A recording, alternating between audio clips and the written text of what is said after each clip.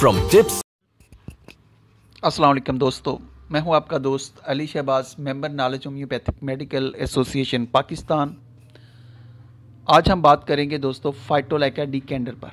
This is a very important remedy. Subscribe now and press the bell icon. Never miss an update from। आज हम बात करेंगे दोस्तों phytolacca decandra पर। This is a very important remedy, और ख़ास तौर पर अगर डॉक्टर विलियम बोरक की बात की जाए तो उन्होंने इसे ग्लैंडुलर रेमेडी कहा है, गदूदों की दुआ।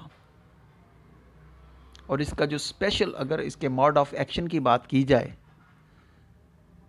तो ये मेमोरी ग्लैंड्स के ऊपर सबसे ज़्यादा अफेक्ट करने वाली दुआ है, सबसे ज़्यादा बेहतर हमें रिस्पांस देने वाली दुआ है। और जैसा कि आप जानते हैं कि आजकल जो हमारा सबसे बड़ा हमारी ख़वातीन का मसला है, एक बहुत बड़ी तादाद जो है वो ब्रेस्ट के अंदर गांठें और गिल्टियों की शिकायत रखती हैं। और ये जो गांठें और गिल्टियाँ होती हैं ये इन्हें कैंसर तक ले जाती हैं।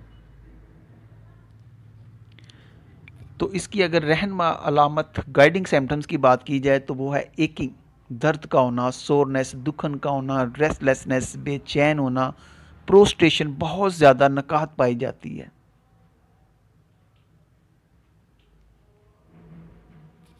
और इसी तरह से इन अलामत के हवाले से देखा जाए तो आपको आर्निका भी याद आ जाएगी कि आर्निका की भी दर्दें जो होती हैं वो भी दुखनदार होती हैं, उनमें भी चोट लगने का एहसास पाया जाता है। तो यही वजह है कि अगर गदूदों की चोट की बात की जाए तो आप फाइटोलैका को याद रखें। गदूदों की चोट के लिए फाइटोलैका भी एक बेहतरीन दुआ है। दोस्तों ये हमारे होम्योपैथी की एक जदीद तरीन मेडिसिन है। ये सिफिलिस बेज़म के साथ तल्लक रखती है और डॉक्टर हील कहते हैं कि ये क्रॉनिक और अक्यूट दोनों कंडीशन के लिए बहुत बेहतर मेडिसिन है। और ख़ास तौर पर रूमेटिक डायथिसिस, ऐसे लोग जिनके अंदर जोड़ों की बीमारियां होने का रुझान पाया जाता है, ये स्किन के अफेक्शंस के लिए बहुत ज़बरदस्त है। दोस्तों हम इस दवा को ज़रा समझने की कोशिश करते हैं।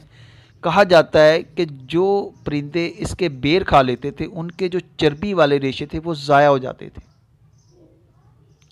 यही वजह है कि हम इसको मोटापे की एक अहम दवा करार देते हैं। इसके मदर टेंचर को खन्नाकी मरीज़ों के गले में इस्तेमाल करने से बहुत अच्छे रिज़ल्ट पाए गए हैं। और आजमाइश के दौरान कहते हैं जी कान के करीबी जो गदूदों में ख़ास किस्म की खिंचावट और वज़न का एहसास पाया जाना, इसको भी इस दवा की एक अहम अलामत करार दिया गया है। और डॉक्टर केंट कहते हैं कि इस दवा को जो सबसे ज़्यादा शोहरत मिली है वो इसके पस्तानों पर असर करने की वजह से इसको मिली है, कि जो इसका पस्तानों की गांठों पर, गिल्टियों पर, सोजिश पर इस दवा का असर है, वो दूसरी दवा जो है वो वहाँ पर इसका मुकाबला नहीं कर सकती है। तो इससे मालूम हुआ कि इस दवा का जो सबसे ज़्यादा अफेक्ट है या जो मरकज़ है इसका, वो है पस्तान। अच्छा, डॉक्टर केंट की अगर बात की जाए तो वो कहते हैं गायों के एक फार्म में थे और वहाँ पर सर्दियों के मौसम में उनके जो पस्तानों के अंदर स्वेलिंग हो जाती थी, वो गुमड़ बन जाते थे, दूध की रुकावट हो जाती, वहाँ पर दूध का जमाव हो जाता। तो उस इंजमात को दूर करने के लिए फाइटोलैका ने एक अहम रोल अदा किया। तो यही वजह है कि अगर हमारी ख़वातीन में, ख़ास तौर पर दूध पिलाने वाली औरतों में, अगर सर्दी लग जाने की वजह से उनके गदूदों में किसी भी किस्म का दर्द हो, वो शूटिंग पेन हो, वो स्टिचिंग पेन्स हो, वहाँ पर इन्फ्लेमेशन हो जाए, वहाँ पर गांठें बन जाएं, तो ये दवा ज़बरदस्त इफ़ेक्ट करती है। इवन कि अगर दूध की मकदार कम हो गई है, वहाँ पर दूध का जमाव आ गया है, तो वहाँ पर जो एहसास पाया जाता है वो ऐसा दर्द होता है जैसे एकिंग होता है, सोरनेस होता है, और जैसे चोट का एहसास पाया जाता है। और दोस्तों चुभन के नाते से ये दवा ब्रायोनिया के करीब है। इसी तरीके से आपको पता है कि कोनियम भी गदूदों की एक अहम दवा है, उसके अंदर भी चोट का एहसास पाया जाता है, उसके अंदर भी गोमड़ और गिल्टियाँ पाई जाती हैं। तो ये यहाँ पर कोनियम का मुकाबला करती हुई आपको नज़र आएगी। और अगर पस्तानों के अंदर वर्म आ जाए, सोजिश आ जाए, वहाँ पर पीप आ जाए, तो यकीन माने कि ये सलेशिया और हैपर सल्व से बेहतर रिज़ल्ट देती है, बेहतर वर्क करती है। और ख़ास तौर पर अगर सोजिश की वजह से पीप आ जाए तो ये उसको शफा याब करती है, बल्कि डॉक्टर केंट कहते हैं कि ये शफा याबी की आपको ज़मानत देगी।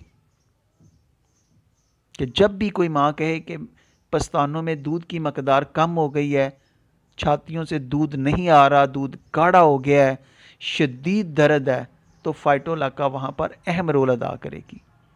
और इसी तरह अगर दूध पिलाते वक्त माँ को तशन्नजी दौरे हों और ऐसा दर्द जो कमर की तरफ जाता हो, तो वहाँ पर भी ये ज़बरदस्त मेडिसिन है। इवन के डॉक्टर केंट कहते हैं कि अगर पस्तानों में गिल्टियाँ और नसूर बन जाएं, याद रखें कि हमारी आजकल ख़वातीन की एक बहुत बड़ी तादाद गिल्टियों, गांठों और जिनके अंदर नसूर वाली कैफियत है उनके अंदर मुब्तला है, कैंसर के अंदर मुब्तला है। और एलोपैथिक में इसका कोई ख़ास इलाज अभी तक अवेलेबल नहीं है कि वो पूरे पस्तान को ही रिमूव कर देते हैं। उसके बाद एक तकलीफ़ दे शवाएँ लगवाने वाला मरला होता है, इवन के मरीज़ कब्र के अंदर चला जाता है। लेकिन बहुत ही शाज़ व नादर ही कोई केस होगा कि जो ठीक हो। इवन के कहते हैं कि शवाएँ लगाने का जो प्रोसेस होता है 20-20, 30 या 1 या 2 साल के बाद इवन के जो पेशेंट होता है ये कब्र के अंदर चला जाता है। इतनी अल्लाह ताला ने होम्योपैथिक में ताकत रखी है, इतनी आपको ज़बरदस्त मेडिसिन दी हैं। तो फाइटोलैका ऐसी सारी कंडीशंस के लिए आपकी टॉप मेडिसिन के ऊपर है। इसी तरीके से अगर जोड़ों की दर्दों की बात की जाए तो जोड़ों पर, बंधनों पर भी इस दवा का बहुत बड़ा अमल दखल है, वहाँ पर भी ये बहुत ज़्यादा रिज़ल्ट देती है। इवन के कहा गया कि अगर आपकी सिलेक्टेड शुदा रेमडीज़ फेल हो जाएं, और फिर वो कौन सी दवाएं, ब्रायोनिया और रिस्टॉक्स जैसी मेडिसिन,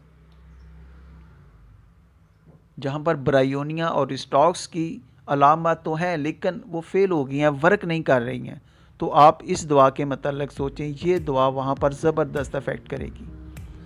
और इसी तरह बच्चों के दांत निकालने के ज़माना में डॉक्टर केंट कहते हैं कि ये बच्चों के डेंटेशन पीरियड के लिए, जब उसके मसूड़े सख्त होते हैं, वो सख्त चीज़ों को काटता है, तो उस पीरियड की भी ये एक अहम दवा करार दी गई है। और ख़ास तौर पर मरतूब मौसम में अगर गर्दन अकड़ जाए तो उसके लिए भी ये अहम दवा है। और डॉक्टर फाटक ने इसे एक बहुत गहरी और पावरफुल दवा कहा है, ग्लैंड्स के नाते से, टॉन्सिल्स के नाते से, स्पेशली मेमोरी ग्लैंड्स के नाते से। और आपने याद क्या रखना है कि इसकी जो पेन्स होती हैं वो एकिंग पेन होती हैं, सोरनेस पेन होती है, रेस्टलेसनेस होता है, प्रोस्ट्रेशन होता है। इसकी जो पेन्स होती हैं ये शिफ्टिंग होती हैं कि एक मकाम से दूसरे मकाम पर कैसे एज अ इलेक्ट्रिक, बिजली के करंट की तरह ये शिफ्ट हो जाती हैं। और इसमें एग्रेवेशन होता है हरकत से रात के वक्त। इवन के जो पेशेंट होता है उसके अंदर कॉन्स्टेंट डिज़ायर टू मूव होती है, यानी कि उस तकलीफ़ दे बेचैनी के आलम में वो हरकत करना चाहता है, मसलसल हरकत करना चाहता है, लेकिन ये जो हरकत होती है ये उसकी तकलीफ़ को बढ़ा देती है। तो ये था दोस्तों थोड़ा सा आज का इस मेडिसिन के हवाले से कुछ अहम इन्फॉर्मेशन। और मैं उम्मीद करता हूँ कि जब आप इसको डीप स्टडी करेंगे और बार बार स्टडी करेंगे तो ये आपको बहुत ज़बरदस्त रिस्पांस देगी। इसी के साथ अली शहबाज को इजाज़त दीजिए। अल्लाह हाफिज़।